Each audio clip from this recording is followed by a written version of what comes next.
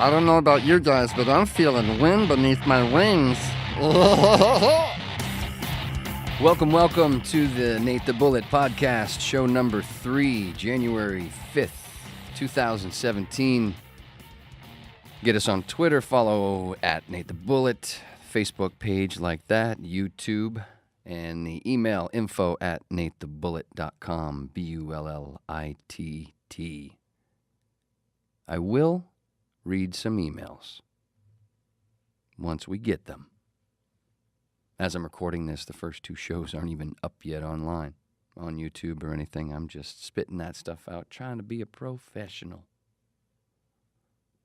Whatever that means.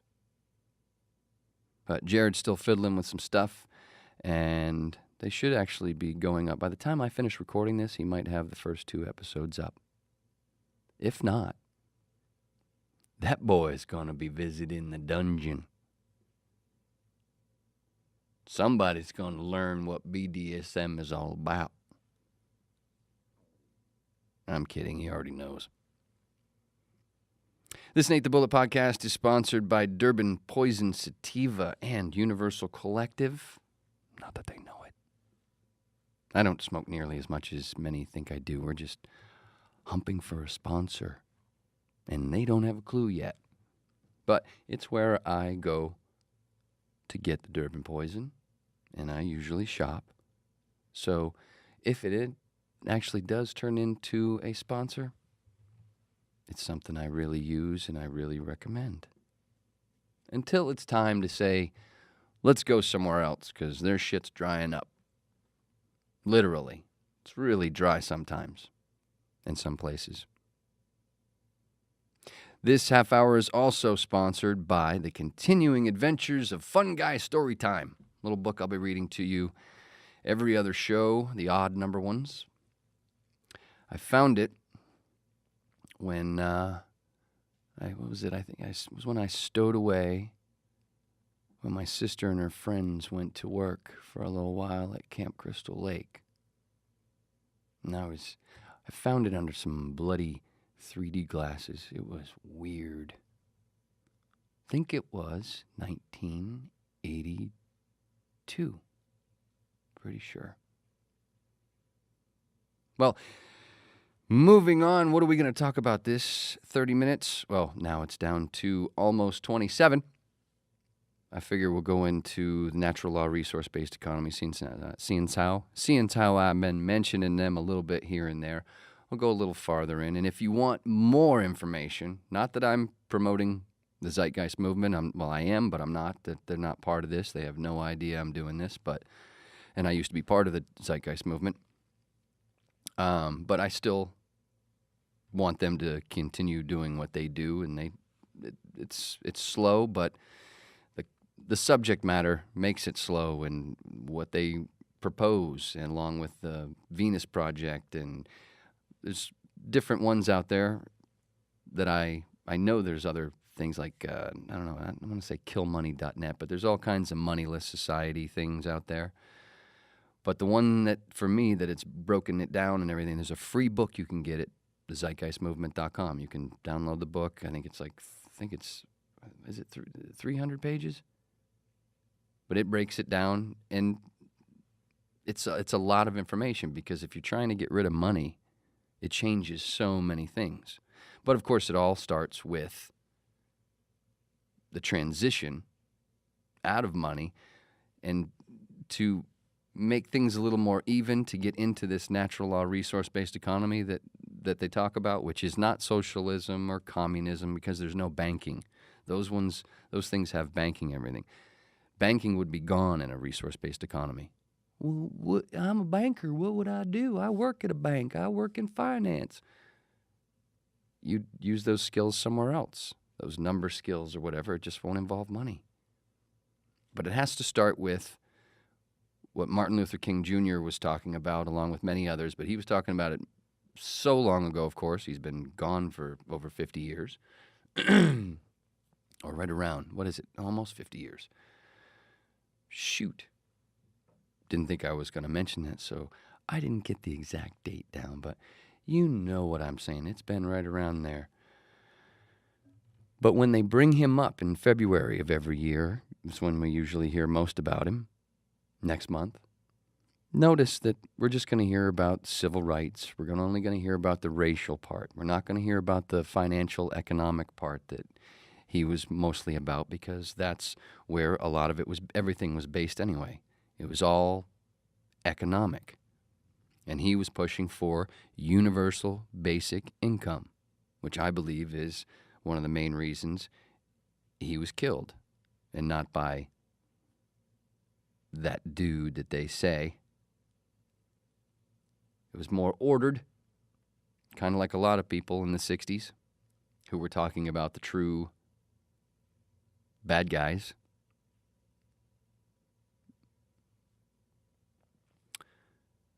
But universal basic income seems to be a funny, it's very strange that so many people, seems like everyone you talk to doesn't want poor people. But then the majority of them, when you bring up universal basic income to help get rid of poverty, they start freaking out. Handouts. It's not handouts. Everyone deserves the basic necessities of life. End of story. The reason we have a whole bunch of people that don't have the basic necessities of life, the real good ones, or some don't have any, is because of money. Money and the decisions for it are what destroy the land, what destroy infrastructure, what destroy families, what destroy community, because everybody's got the money, got to go for the money. People say they're religious. Oh, I'm a Christian. No, your real religion is money. I'm Jewish. No, your real religion is money. All of ours are. Oh, I got to take a break. It's 7 minutes past the hour. Time for 2-minute fun guy story time with Kitty Cat in the bowling alley arcade continued. Dry them as they picked more. At that, Dorothy perked up again, as did Papa Smurf, of course, with a twinkle in his good eye. More on the specifics of that later. Dorothy couldn't shake the thought of decorating a Christmas tree out of her head. Her thoughts then began to spin when she read that sometimes they'd bring their children, as it was easier for them to get under that supposed tree of knowledge. And after arriving home from the Easter egg hunt-like trek, she saw the tradition was to then put the mushrooms in sacks and hang them by the fire. It was as if she had an eye she never realized was there, and something was wiping it clean. And Papa Smurf had to pee. After jumping from her lap, he proudly bounced to his doggy door, ready to pee in the immense backyard that he referred to as the Chocolate Factory, happy that his best friend's vision was getting better. Dorothy's phone began to vibrate. It was her new friend Trinity, texting, "Knock, knock." And as she finished reading the text, there was a knock at the door. Trinity had a way of doing things like that. She met Trinity at AA. She wasn't even a drinker, but bored one night while Papa Smurf was at the vet, decided to walk into an AA meeting just for the experience. Why was Papa Smurf at the vet? We'll get to that later. By the way, Papa Smurf took to Trinity from the start, like they already knew each other. That made Dorothy feel even stronger that she'd found a real connection with Trinity. Dorothy answered the door to her friend holding an umbrella.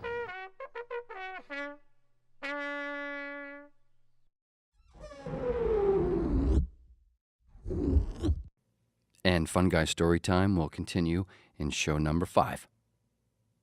As I was saying, all of us, our true religion, every day, is money. Almost every single decision we make is about money. So that's become our true religion, which the bankers fucking love. And when everybody's true religion is money, slavery has begun.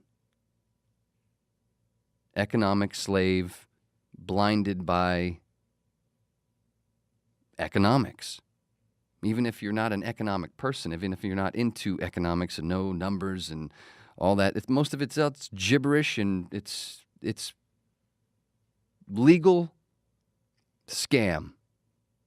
The whole thing is a scam because all money is based in debt.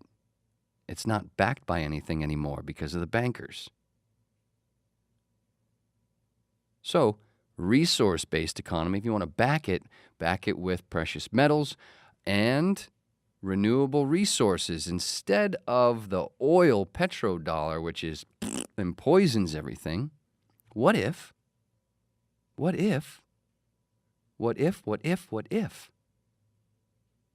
that natural resource that we put that base all of our money on, instead of oil, what if it was cannabis, industrial hemp, and the medicine that you smoke for a little buzz or no buzz, CBD wise, and for pain or seizures or cancer, you name it. Solves so many problems, and it's renewable. Puts the oil fields in everybody's backyard. Oh, it's not legal. Well, it's not about being legal. It's about it just is. It should be treated like a sunflower. Sunflowers actually have medicinal properties as well, if you look it up. I was surprised. Or am I thinking dandelion? I think I'm dang. I think I'm dang. What? Did I just have a seizure? I think I'm thinking dandelion. There, I did it, coach. But it has all these properties medicinally for that, and then you've got industrial hemp, of course, that I've gotten into. So if we do a resource-based economy, that way, one that's renewable and can grow everywhere and anywhere and be harvested 2 to 3 times a year, the facts on it are crazy. But if we do a natural resource-based economy, which is no money, everybody has access to everything, all of our technology is upgraded, updated to where it should be, because a lot of it's not where it is. A lot of us think, and I used to too, a lot of us think that it's everything we have, all this technology is up to date. Most of it, when you really look into it, most of it's like 25 to 30 years old and has been held back little by little to see, how do we make money here? Now because things change, and how do we keep making money? How is it that profit is the thing? And as we keep doing that, everything around us is getting shittier. Infrastructure would be different within a resource-based economy. Your home would have a 3D printer in it. It would have indoor vertical farming, some kind of, or like, what is I saw one, I shared it on Facebook. I can't remember exactly what it's called, but it's kind of like an Omega garden where it turns and you've got little pods for your vegetables and your spices or whatever. And it's in a cylinder with a light in the middle to keep down the energy so you don't have light spreading across the ground or the sun and the ground. These are in a cylinder, so when it turns slowly, and you can have ones that are right in your home. Or big industrial ones they have. Look up Omega Gardens and things like it. But you can have one in your home where when they turn, sorry, I'm getting a little excited, but they turn slowly, meaning that everything goes, at one point, will be upside down for a bit. And what they found is when we grow stuff like that, more of the nutrients and everything comes out from the seed and everything. So you have a much more healthy, vegetable or spice or whatever it is you're growing. It's crazy.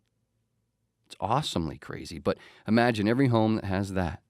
And then imagine that every home, the waste from everybody that lives there, poop and pee gets used for the energy for the home. That's exactly what should be happening. Fertilizer in a whole new way. If you look that up, there's some crazy stuff. A lot of places that are doing that, and the piping that they have, that's where it should be going, instead of just throwing it out into these places where we like to go swimming. Isn't that fucking stupid? It's crazy. What the fuck are we doing? Calling ourselves civilized.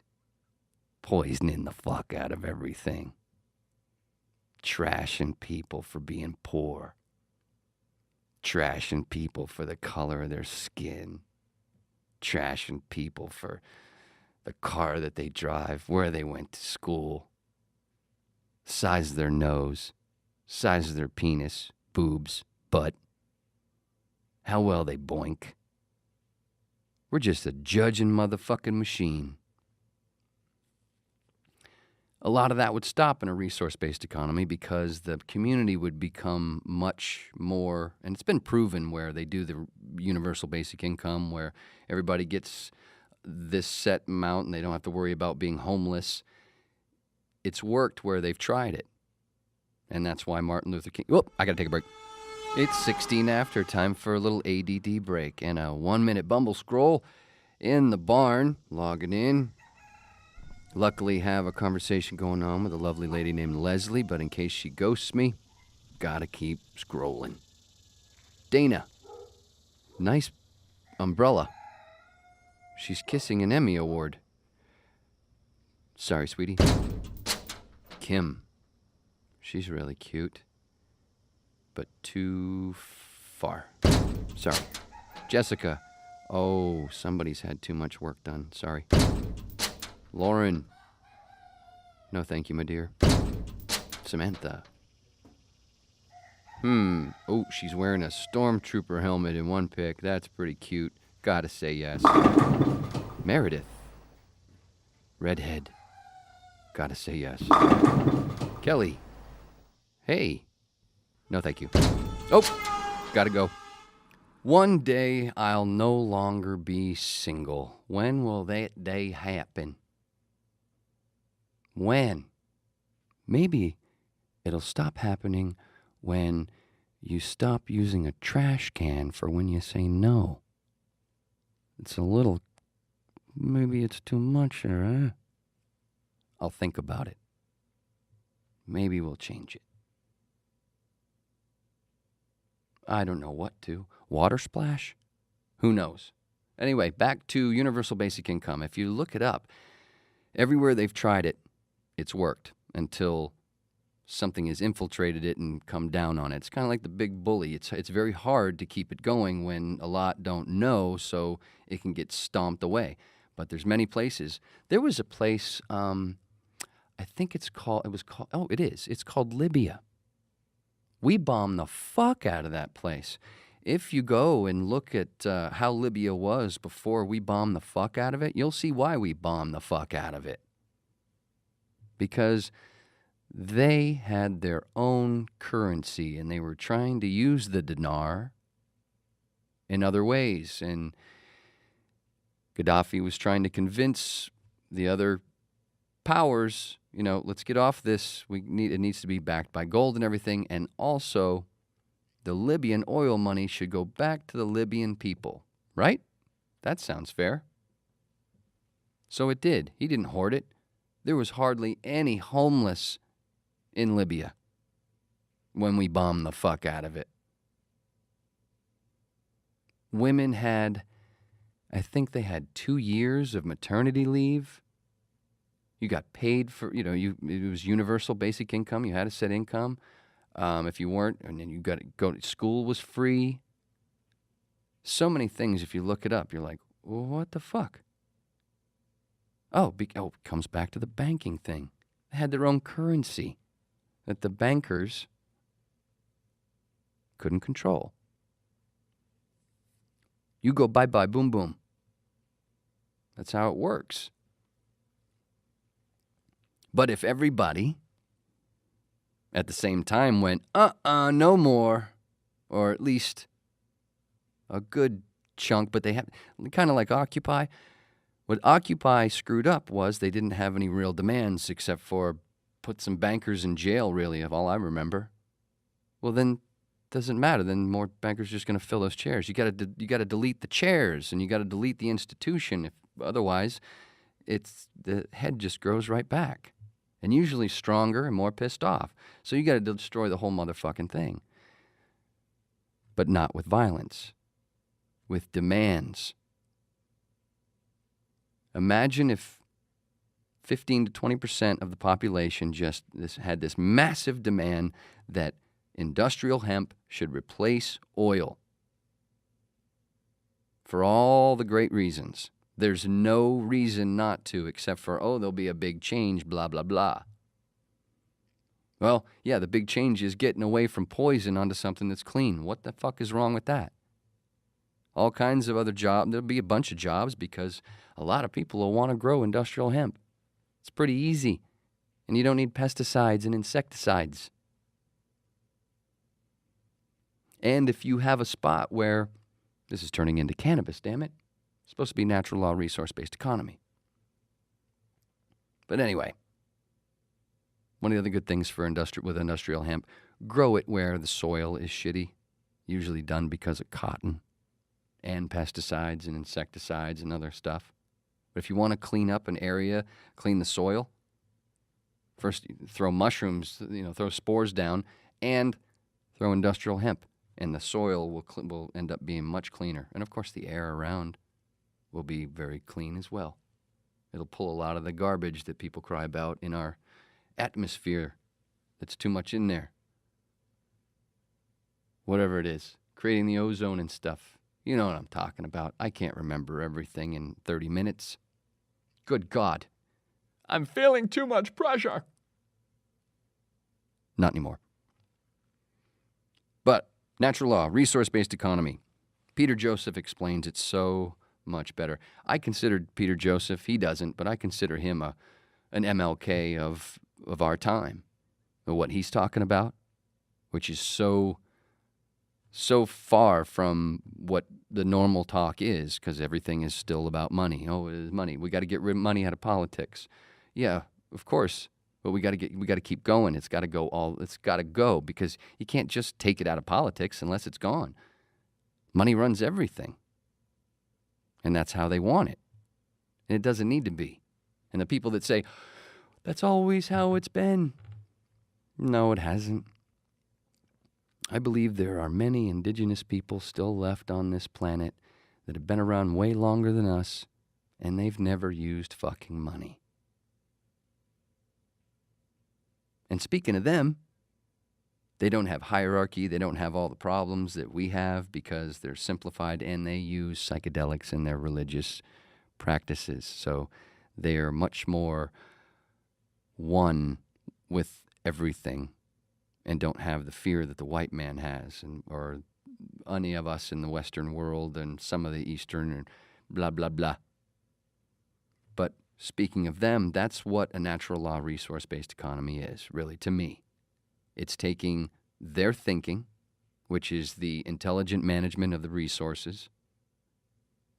That's what they do. That's why they've been in the same spot for so long, without money and without any. The only problems they usually have is money, with corporations coming in trying to destroy their land and wipe them out, which has happened numerous times.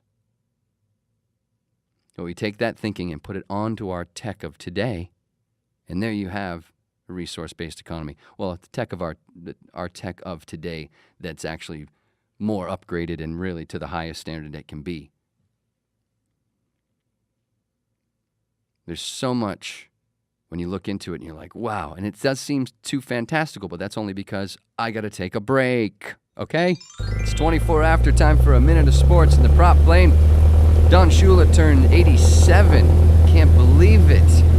Back in 1994, I started working at WIOD in Miami, and we were the flagship station of the Dolphins. So Don was on the station a bunch with the sports guys in the morning and at night sometimes. Well, in the morning with Sonny Hirsch, he'd always do this Monday morning thing, or Tuesday or Wednesday. I don't remember. Doesn't matter. Well, we were supposed to take the delay off, the delay for the calls so no swear words would get on the air. And the guy that was training me forgot to turn off the delay. So there's this back and forth with Sonny and Don where they just weren't catching each other. It was like calling Australia 5 times. You're ready. Yes, Sonny, yes. Thanks, Sonny. It was like they were both already 87 years old. One of the funniest moments in my early radio career. And again, fuck Dan Snyder and the Redskins for not changing the name yet. Yeah, fuck the Redskins and Dan Snyder. And fuck the NFL with the money shit that they do. Money sucks. The NFL proves it all the time. And so does the NBA, and so does MLB. All of it. I love sports, but I'm so sick of the money, and it's just disgusting.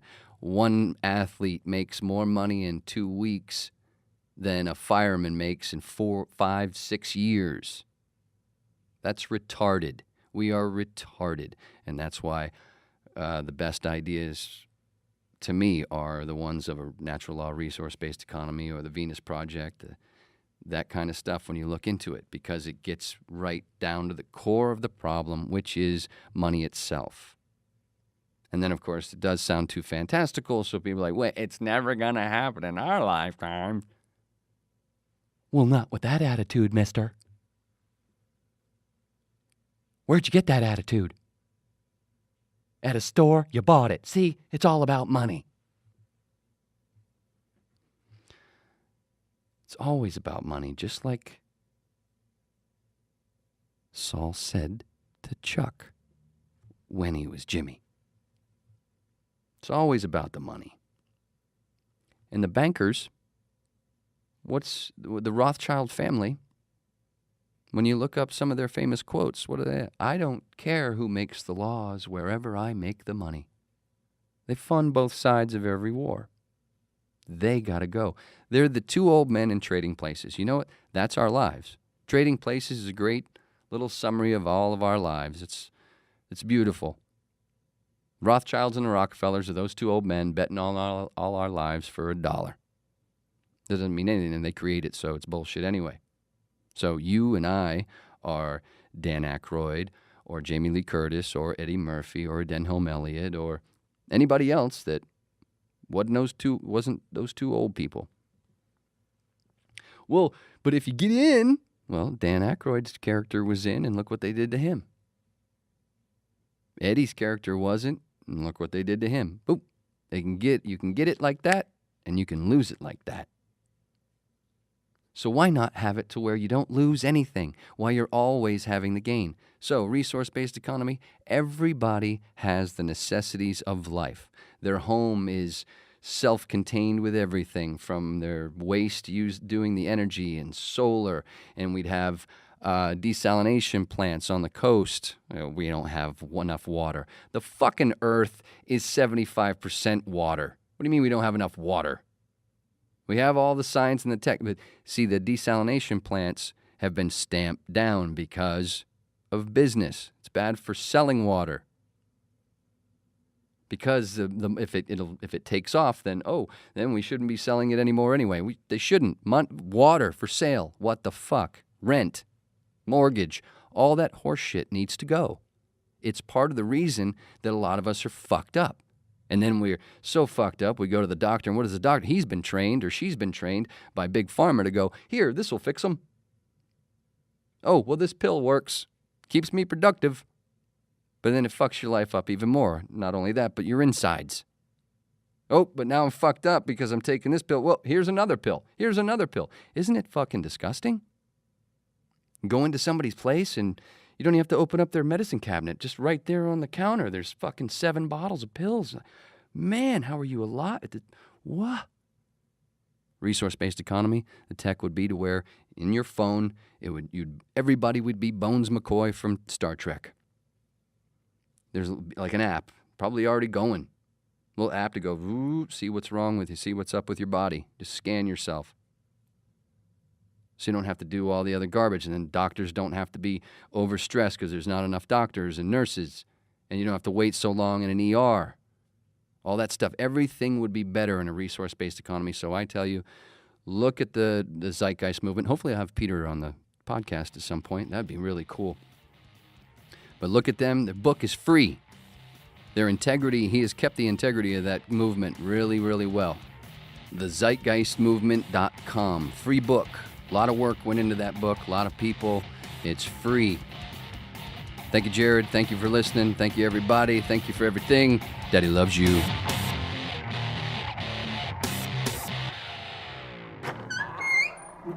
Stop looking at me, man.